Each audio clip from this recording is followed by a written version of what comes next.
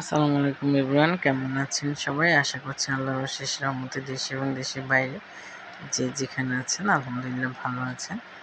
আলহামদুলিল্লাহ আমরাও ভালো আছি।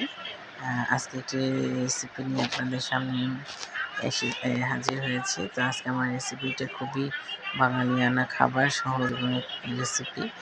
এভাবে আমরা অনেকেই খেয়ে থাকি। তো যারা আমরা সবসময় রান্না করে খাই তাদের জন্য তো খুবই ভালো। আর যারা এখন নতুন রান্না শিখছে, যাদের রান্নার প্রতি খুবই আগ্রহ আছে কিন্তু কীভাবে কী রান্না করতে হয় এখনও জানা নেই, আমি আজকের রেসিপিটা তাদের জন্য রেখেছি। খুবই সাধারণ একটি খাবার রান্না করব আমি। তো কড়াইতে প্রথমে আমি তেল আর পেঁয়াজ, কাঁচামরিচ কুচিটা ভেজে নিলাম। তারপর এখানে দিয়ে দিচ্ছি ১ চা চামচ পরিমাণ থেকে একটু বেশি আদা রসুন বাটা। এরপর ওটা তেলে ভেজে নিয়ে দিয়ে দিয়েছি একটু পানি। তারপর ১ চা চামচ পরিমাণ হলুদের গুঁড়ো, ১/২ চা চামচ পরিমাণ শুকনো মরিচের গুঁড়ো এবং ১ চা চামচ পরিমাণ দিয়েছিলাম ধনিয়ার গুঁড়ো। এরপর মশলাটাকে খুব ভালো মতো কষিয়ে এখানে দিয়ে দিয়েছি আমি ধুন্দুল আর আলু। আজকে রান্না হবে ধুন্দুল আর আলু দিয়ে পাবদা মাছ। তো ধুন্দুল খুবই নরম একটি সবজি, সেটা হচ্ছে অল্পতেই সিদ্ধ হয়ে যায় আর প্রচুর পানি ওঠে। আর আলু যেহেতু একটু শক্ত সবজি, তাই আমি এখানে আলুটাকে খুব ভালো করে পাতলা করে কেটে নিয়েছি যাতে আলু আর ধুন্দুলটা একসাথে সিদ্ধ হয়ে যায়।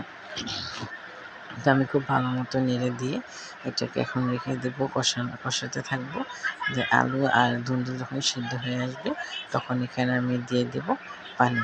ধুন্দুল যেমন একটা নরম সবজি, পাবদা মাছটাও কিন্তু খুবই নরম একটি মাছ, এটা অল্পতেই সিদ্ধ হয়। আর মাছটাকে আমি খুব ভালো মতো লবণ দিয়ে ধুয়ে রেখেছি। আমি আজকে পাবদা মাছ রান্না করব না ভেজে, সবসময় তো ভেজেই রান্না করি। তো আমি মাছটা এখন একটু, যেহেতু তরকারিতে এখন আমি পানি দিয়ে দিলাম, পানিটাও অল্প দিয়েছি। তো এটা যখন জাল হয়ে বলক এসে হয়ে আসবে তখন আমি মাছগুলো আস্তে আস্তে দিয়ে দিব।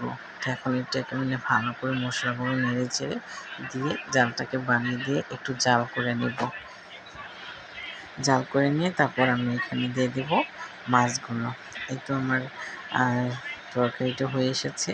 এখন আস্তে আস্তে আমি মাছের পিসগুলো এখানে দিয়ে দেব। মাছের পিসগুলো এখানে দেওয়ার পর খুব ভালো মতো নেড়ে নিব। আর পাবদা মাছ সিদ্ধ হতে তেমন একটা সময় লাগে না, খুব অল্প সময়তেই পাবদা মাছটা সিদ্ধ হয়ে যায়। তো খুব মাছগুলো আমার দেওয়া শেষ। এখন আমি এটা খুব ভালো মতো নেড়ে চেড়ে দিচ্ছি। ভালো মতো নেড়ে দিয়ে তারপর আর কিছুক্ষণ জাল করে নেব। আর কিছুক্ষণ জাল করে তারপর আমি আমার রান্নার তরকারিটা নামিয়ে ফেলবো।